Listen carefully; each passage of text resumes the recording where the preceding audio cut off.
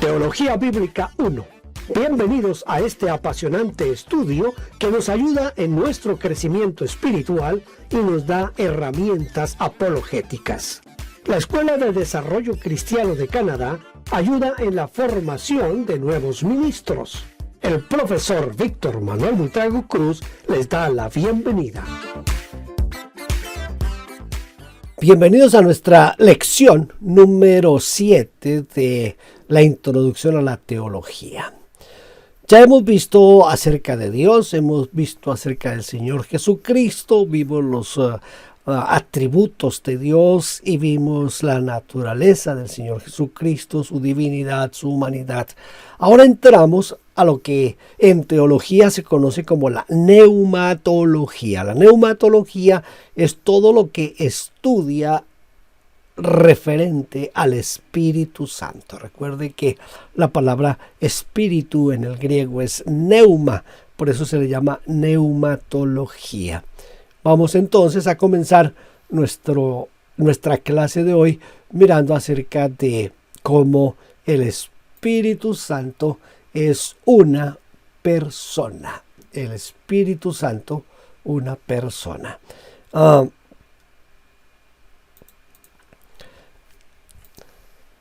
La importancia de la personalidad del Espíritu Santo. El Espíritu no habla de sí mismo. Más bien, Él habla lo que Él oye hablar.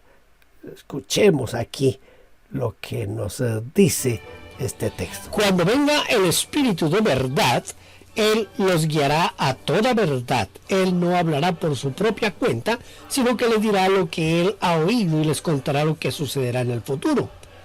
Cierto día, mientras estos hombres adoraban al Señor y ayunaban, el Espíritu Santo dijo: consagren a Bernabé y a Saulo para el trabajo especial al cual los he llamado. Juan 16:13 y Hechos 13:2. Él dice que ha venido al mundo con un solo propósito: glorificar a Cristo. Todo cuanto tiene que ver con nuestro acercamiento a Dios tiene que ser para buscar la gloria de Dios, la gloria de Cristo, la gloria del Espíritu Santo. Él me dará gloria, porque recibirá de lo mío y os lo explicará. Juan 16:14. La Escritura representa a ambos, el Padre y el Hijo. Los representa como hablando de sí mismos. Por ejemplo, ¿se acuerda cuando Dios Padre se acerca a Moisés y le dice: yo soy el que soy? Está hablando de sí mismo. Lo mismo el Señor Jesucristo habló de sí mismo. Él habló: yo soy el camino, la verdad, la vida, yo soy el pan de vida. Es decir, hablaba de sí mismo. No solo con una autoridad, como si tiene la autoridad final y por medio del uso de ese pronombre yo, sino que también representándoles como en una inmediata comunión, una cooperación, una conversión del uno con el otro. El Señor Jesús dijo, por ejemplo, mi Padre hasta ahora trabaja y yo trabajo. Estaba mostrando esa parte importante de la comunión Padre e Hijo. Todo esto tiende como a ser un poco menos real la personalidad del Espíritu Santo, quien no habla de sí o desde sí. Es decir, el Espíritu Santo más bien habla para glorificar a Cristo, glorificar al Padre, pero no habla de sí mismo, no habla desde él mismo. Como consecuencia, en la historia de la Iglesia, la personalidad del Espíritu Santo fue descuidada por algunos siglos.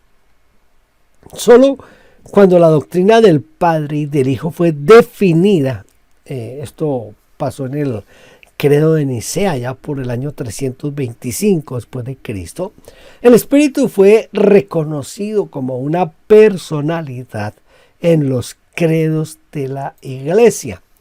La Escritura es completamente clara cuando dice que el Espíritu Santo es una persona tanto como Dios el Padre y Dios el Hijo. Y aún así, como se ve en el estudio de la doctrina de la Trinidad, las tres personas forman un Dios y no tres. ¿Se acuerdan que yo les hice un gráfico donde les mostraba cómo el Padre no es el Hijo, el Padre no es el Espíritu no es el Hijo, el Espíritu no es el Padre, pero los tres son Dios? La personalidad del Espíritu Santo mostrada en las Escrituras. Primero, el Espíritu hace aquello que solo una persona puede hacer. Por ejemplo, el Espíritu Santo es el que convence al mundo. Y cuando venga, Él convencerá al mundo de pecado, de justicia y de juicio. Él enseña. Note, la primera parte es que Él convence, tiene argumentos como persona. Ahora, Él enseña. Él os enseñará todas las cosas. Con tu buen espíritu les diste entendimiento, no les quitaste tu maná de la boca, les diste agua para calmar su sed. Nehemías 9:20. El Espíritu Santo también habla. Entonces, convence, enseña y habla. Dice, por cuanto sois hijos, Dios envió a vuestros corazones al Espíritu de su Hijo, el cual clama, Abba, Padre. Esto lo leemos en Gálatas capítulo 4, versículo 6. También el Espíritu Santo intercede, pero el Espíritu mismo intercede por nosotros con gemidos indecibles. Romanos 8:26. Entonces, convence, enseña, habla, intercede. Todas son características de persona. El Espíritu Santo también guía. El Espíritu Santo también nos guía. Pero si los guía el Espíritu, no están bajo la ley. Gálatas 5:18. El Espíritu también señala a los hombres para el servicio específico. ¿Se acuerdan cuando estaban allá sus principales ayunando y orando? Dice que el Espíritu Santo dijo, apartadme a Bernabé y a Saulo para la obra a que los he llamado. Esto está en Hechos capítulo 13. El Espíritu también está el mismo sujeto a un plan. Entonces es obediente, se somete al plan de Dios. Pero cuando venga el Consolador, a quien yo os enviaré del Padre, el Espíritu de verdad, el cual procede del Padre, Él dará testimonio acerca de mí. Mire, permite ser enviado. Está sometiéndose al plan de Dios, permite ser enviado. Pero también da testimonio acerca de el Señor Jesucristo. El Espíritu Santo también ministra. Ministrar quiere decir servir. El término ministro significa realmente servidor. Algo así como esclavo. El Espíritu Santo también ministra. Él ministra a través de la regeneración. Él es quien regenera. Él es quien sella. Él es quien bautiza. Él es quien llena. ¿Sí? Voy a tratar de citarle aquí en memoria, por lo menos el último que dice, Él llena. En Efesios 5:18, espero que les esté diciendo lo que es. Dice, no os embriaguéis con vino, lo cual hay disolución. Antes bien, sed llenos del Espíritu Santo. Él, como una persona, es afectado por otros seres. Esto es pienso yo que esta es una de las, como de los aspectos como más interesantes del Espíritu Santo, que Él sea afectado por otros. Mire, la Biblia, estuvimos hablando cuando hablamos de Dios acerca de los antropomorfismos, y también estuvimos hablando de que en la Biblia se expresan muchas veces asuntos, cosas que Dios hace como si tuviera lo mismo que el hombre, hablar, oír, que tiene brazos, que tiene eso.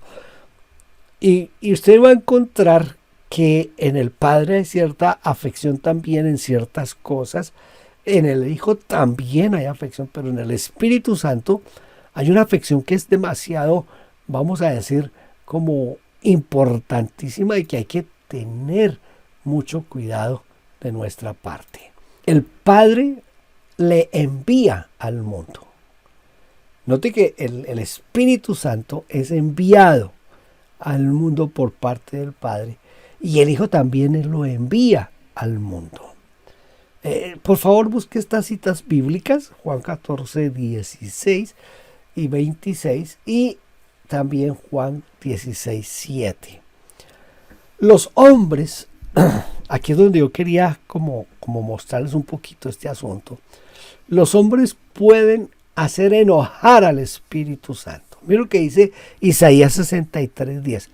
Pero ellos se rebelaron contra él y entristecieron a su Santo Espíritu. Así que él se convirtió en enemigo de ellos y peleó contra ellos. ¿A quién entristecieron los hombres del momento? Según Isaías 63, entristecieron al Espíritu Santo. También el Espíritu Santo puede ser contristado. Efesios 4:30 dice: no contristéis al Espíritu. También se le puede resistir, es decir, aunque el Espíritu esté tratando de llamarnos, nosotros podemos no escucharle y podemos hacer oídos sordos a lo que el Espíritu Santo nos está diciendo. También se le puede blasfemar, pero este es el único pecado en la Biblia que no es perdonable. El Señor Jesucristo dijo que cualquiera que blasfema contra el Espíritu Santo no tendrá perdón. Así que hay que tener mucho cuidado con eso. De pronto algún día estos podemos tratar un poco acerca de la blasfemia contra el Espíritu Santo. También se le puede mentir. ¿Se acuerda cuando Ananías y Zafira vendieron la casa y vinieron a decirle a Pedro: mire, la vendimos en esto? Pedro no les dice: ustedes me están mintiendo a mí. No, Pedro dice: ¿por qué se pusieron de acuerdo para mentirle al Espíritu Santo? También pueden hablar en contra del Espíritu Santo. Mire, si es necesario, detenga el video en este momento y rectifique esas citas bíblicas que yo no se las estoy dando, no las estoy leyendo, pero que usted las puede buscar en su Biblia para que reafirme un poquito más estos conceptos. Todos los términos bíblicos relativos al Espíritu implican su personalidad. Él es llamado otro consolador, es decir, abogado. Es decir, que el Espíritu Santo, porque depende de la traducción que usemos, es que se le puede llamar o abogado o consolador. Esto indica que él es una persona en la misma dimensión que lo es Cristo Jesús.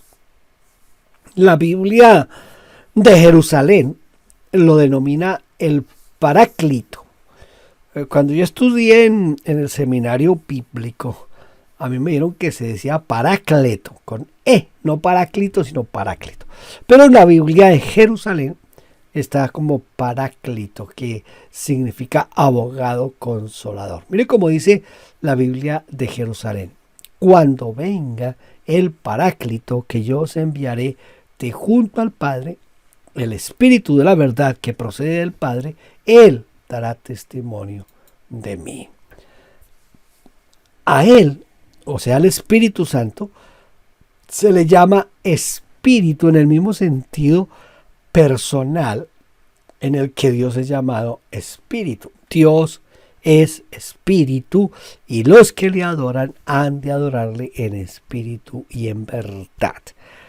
Esto es lo que leemos en el encuentro de Jesús con la samaritana en Juan 4:24.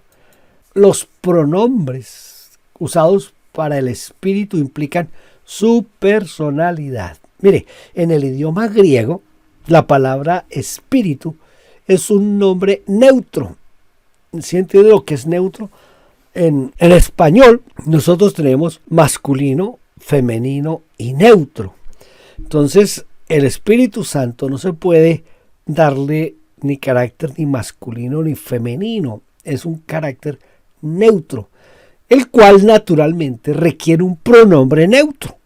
Y en unas pocas oportunidades es utilizado ese pronombre. El Espíritu mismo da testimonio a una con nuestro espíritu de que somos hijos de Dios, y el mismo Espíritu viene en ayuda de nuestra flaqueza, pues que hayamos de pedir como conviene no sabemos, mas el Espíritu aboga por nosotros con gemidos inefables. Romanos 8, 16 y 26. Mire, pero a menudo se usa la forma masculina del pronombre, enfatizando el hecho de la personalidad del Espíritu Santo. Entonces, yo quiero como hacer un poquito de énfasis en esta parte, en el sentido de la neutralidad del Espíritu Santo. ¿Por qué le hago esta aclaración, este énfasis? Porque estamos viviendo una época en la que esto de los pronombres y de las terminaciones está causando hasta dificultades en el lenguaje, y a veces lo hace sonar hasta ridículo. Esto del lenguaje, por ejemplo, ese de leye, de estar hablando en unos términos que uno ni entiende, y estar masculinizando y feminizando todas las palabras y eso, que llega a ser como hasta ridículo. Aquí con lo del Espíritu Santo, lo que queremos mostrar es que desde el griego, escuche, desde el griego, que fue el idioma en el que se escribió la mayoría del Nuevo Testamento, entonces desde el griego, el neuma, el espíritu, es un nombre neutro, no es masculino, no es femenino. Entonces hay que tener un poquito como de atención en esta parte. Es también mostrado como una persona de la Trinidad. El Espíritu Santo es coigual con el Padre y con el Hijo. Creo que no vamos a detenernos mucho en esto, porque si usted viene tomando estas clases conmigo, yo tuve ya una clase donde les expliqué lo de la Trinidad, les mostré un cuadrito, si es necesario devuélvase y busque, si mi mente no me falla, creo que es en la lección 1, donde tocamos ese aspecto. Él es llamado Dios, el Espíritu Santo es llamado Dios. En Isaías 6 y 8 es llamado Dios. Entonces oí la voz del Señor que decía: ¿a quién voy a enviar? ¿Quién será nuestro mensajero? Yo respondí: aquí estoy yo, envíame a mí. Y él me dijo: anda y dile a este pueblo lo siguiente: por más que escuchen, no entenderán; por más que miren, no comprenderán. Y como no se ponían de acuerdo entre sí, comenzaron a irse. Pablo les dijo solamente: bien habló el Espíritu Santo a los antepasados de ustedes por medio del profeta Isaías, diciendo: anda y dile a este pueblo, por más que escuchen, no entenderán; por más que miren, no verán. Isaías 6, 8 y 9 y Hechos de los Apóstoles 28, 25 y 26.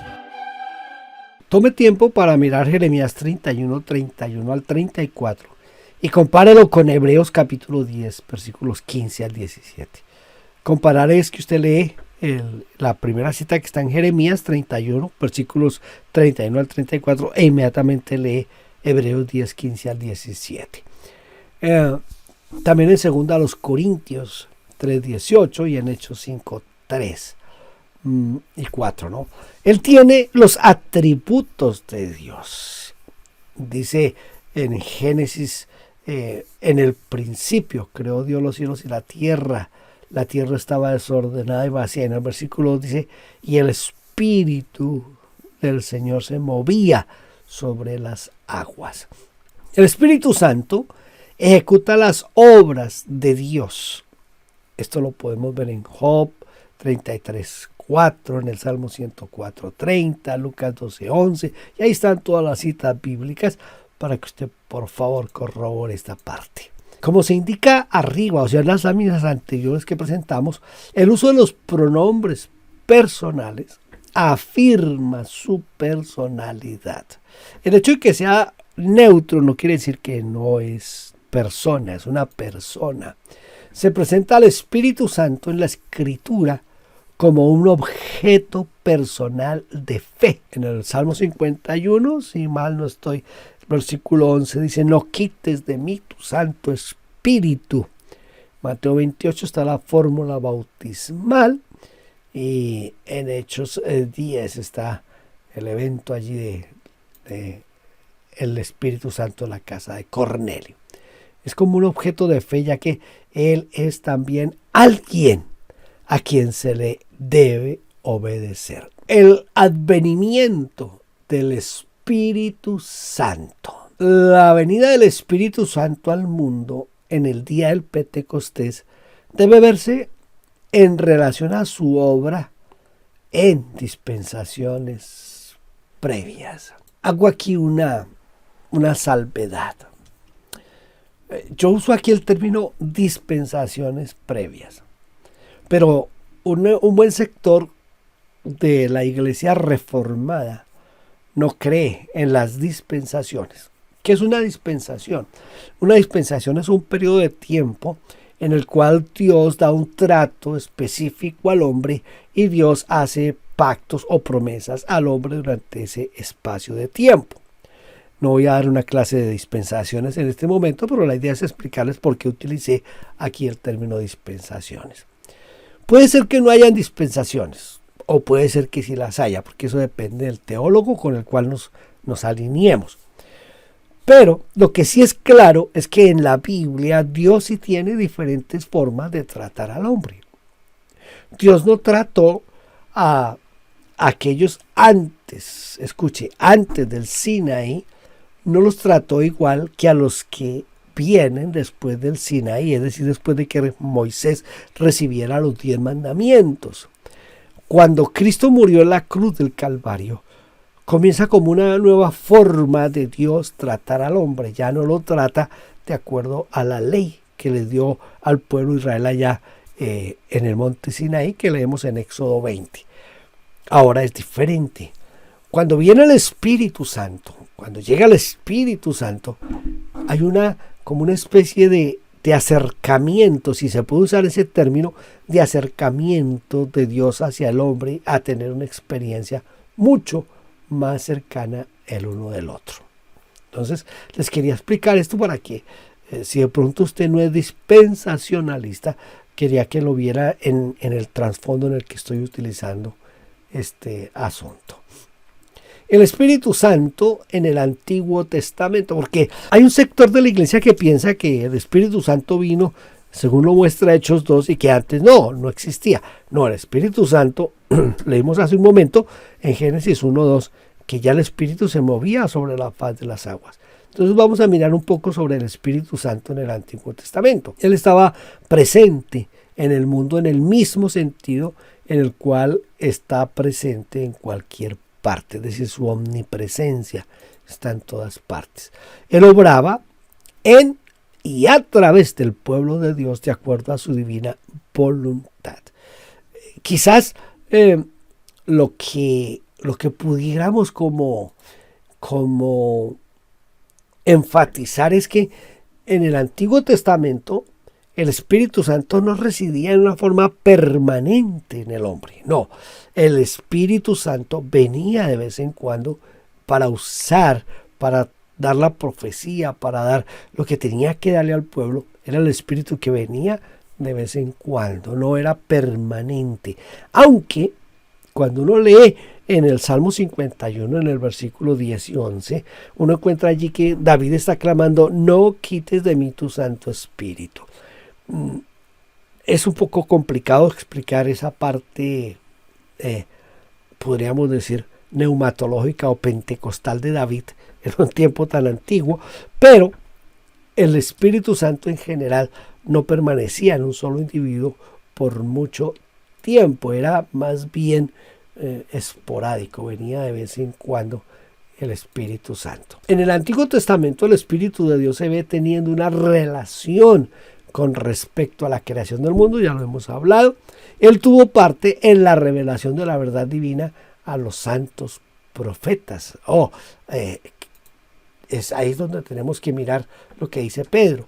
Él inspiró las escrituras que están escritas y tiene un ministerio en general hacia el mundo, restringiendo el pecado, capacitando a los creyentes para el servicio y ejecutando milagros. Pedro dice, pero la palabra profética que tenemos es la más segura, pues los hombres de Dios hablaron siendo inspirados por el Espíritu Santo. Todas estas actividades indican que el Espíritu era muy activo en el Antiguo Testamento. Sin embargo, no hay evidencia en el Antiguo Testamento de que el Espíritu morara en cada creyente, y menos en una forma permanente, como les acabé de explicar. Como indica Juan 14:17, Él estaba con ellos, pero no en ellos. ¿Entiende la diferencia? El Espíritu Santo estaba con ellos, con el pueblo de Israel, con los profetas, con el pueblo escogido de Dios, estaba el Espíritu, pero no estaba en ellos. No hay mención de la obra de sellar del Espíritu Santo o acerca del bautismo del Espíritu Santo antes del día del Pentecostés. Después del Pentecostés habría una obra mucho mayor del Espíritu que en las edades precedentes. Por eso es que es un poco complicado esto de las dispensaciones. Quizás hay algunas cosas erradas en las dispensaciones o en la forma en que nosotros tenemos las dispensaciones, pero que hay un trato diferente de Dios, lo hay. El Espíritu Santo durante la vida de Cristo en la tierra. Mire, en relación a Cristo, el Espíritu era el poder generador por medio del cual el Dios hombre fue formado en la matriz virginal. Esto es importante, ¿verdad? El Espíritu también es visto descendiendo en forma de una paloma sobre Cristo en el momento de su bautismo. Creo que todos conocemos ese evento. Y otra vez se revela que era solamente a través del Espíritu Eterno que Cristo se ofreció a sí mismo a Dios. La relación del Espíritu para con los hombres durante el ministerio terrenal de Cristo era progresiva. Vuelvo y le leo porque esto es importante. La relación del Espíritu para con los hombres durante el ministerio terrenal de Cristo era progresiva. Cristo les dio primeramente a sus discípulos la seguridad de que ellos podrían recibir el Espíritu Santo pidiéndolo. Cuanto más vuestro Padre Celestial os dará el Espíritu a todo el que se lo pida.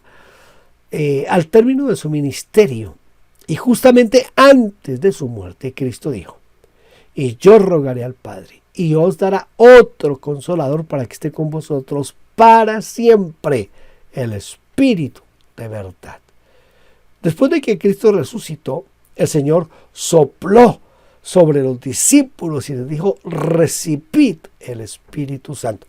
Pero esto es anterior al Pentecostés. A pesar de este don temporal del Espíritu, ellos deberían de permanecer en Jerusalén. ¿Hasta qué momento? Hasta el momento en que fueran investidos en una forma permanente con el poder de lo alto, es decir, con el poder del Espíritu Santo. La venida de Cristo, la venida del Espíritu Santo en el Pentecostés. Esto había sido prometido por el Padre, según Juan 14:16, y también por el Hijo. El Espíritu, quien como el único omnipresente había estado siempre en el mundo, vino al mundo en el día del Pentecostés.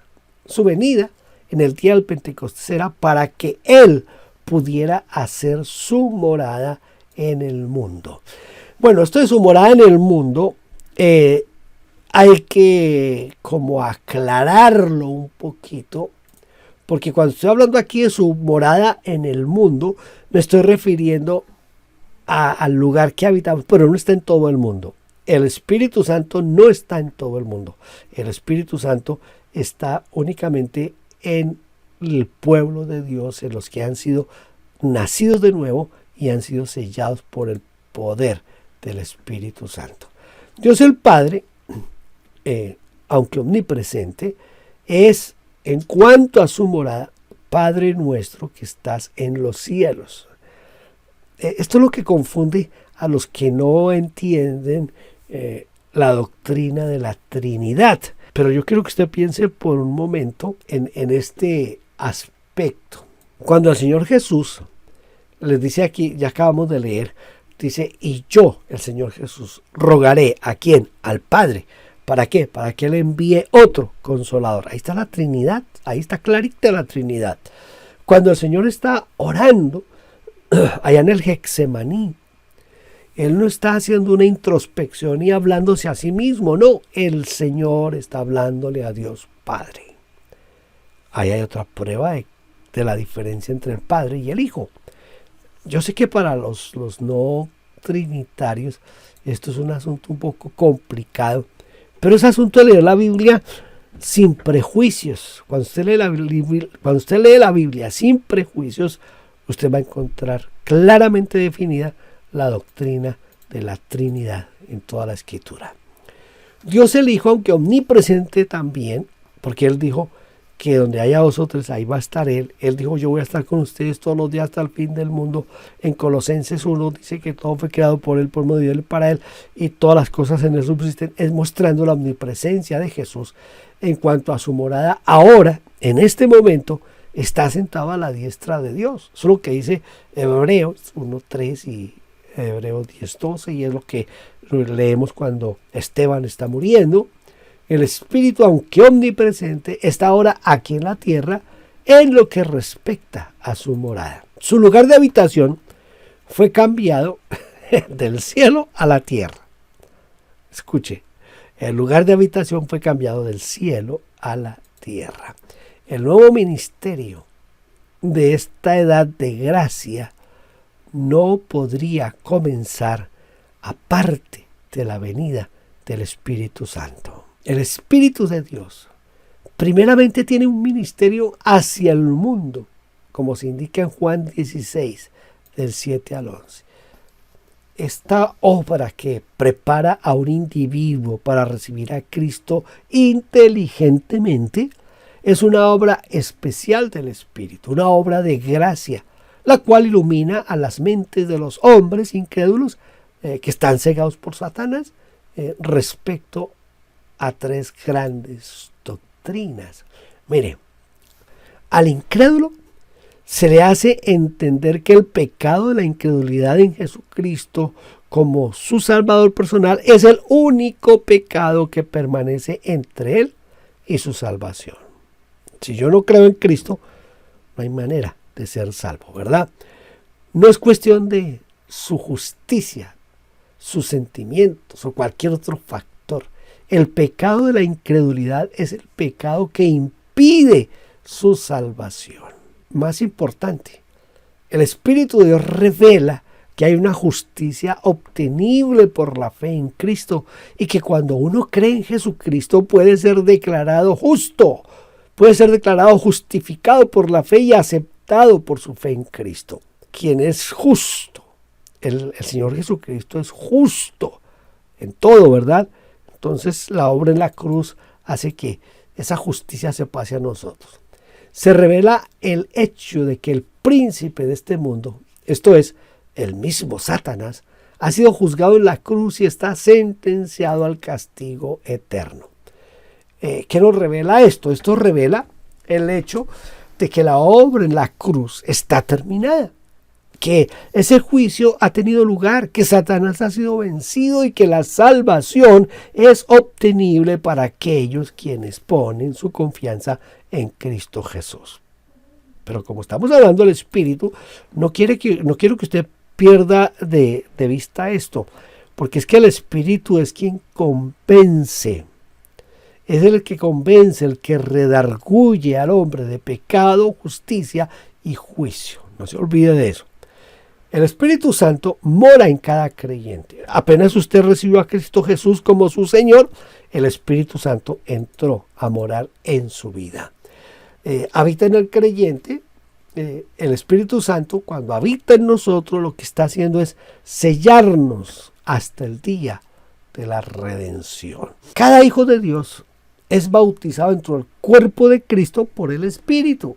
Todos somos bautizados en el cuerpo de Cristo por el Espíritu Santo. Todos estos ministerios se aplican igualmente a cada creyente verdadero en esta edad presente. Cuando el propósito de Dios en esta edad sea completado por el rapto de la iglesia, el Espíritu Santo partirá del mundo en el mismo sentido de que Él vino en el día del Pentecostés. La época presente es, de acuerdo a esto, en muchos aspectos, la edad del Espíritu Santo. Una edad en la cual el Espíritu de Dios está obrando en una manera especial para llamar a una compañía de creyentes, de los judíos, de los gentiles, a formar el cuerpo de Cristo. Recuerda lo que dice en Efesios: de los dos pueblos hizo uno, derribando la pared intermedia. Entonces, teníamos judíos por un lado, teníamos gentiles por el otro. Cuando Cristo murió, abrió la puerta y ahora de los gentiles y de los judíos se convierten y se forma el pueblo de Dios. La venida del Espíritu debería ser vista como un acontecimiento demasiado importante, demasiado esencial para la obra de Dios en este tiempo. Así como la venida de Cristo es esencial para la salvación y el propósito elemental de Dios para proveer salvación para todo el mundo y especialmente para aquellos que creerían. Esto no es posible sin la acción y el trabajo del Espíritu Santo en nuestra vida. Nuestra próxima lección, que es la lección número 8, vamos a tocar el asunto relacionado a los ángeles. Va a estar interesante porque en esto hay muchos aspectos que tratar de los ángeles. Recuerde que esta es una introducción, es decir, que le estamos dando ciertas doctrinas así muy rápido, pero después con el tiempo usted va a entrar a tratar cada uno de estos temas en una forma más profunda. Por eso se llama introducción a la teología, para que usted tenga una somera idea de todo lo que se trata en la teología. Dios le bendiga, lo espero en nuestra próxima clase.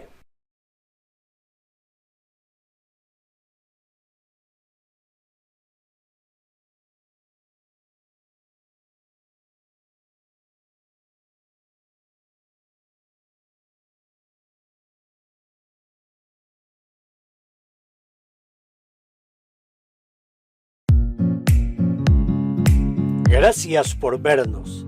Déjenos su huella suscribiéndose y comentando. No olvide campanita y compartir. Dios le bendiga.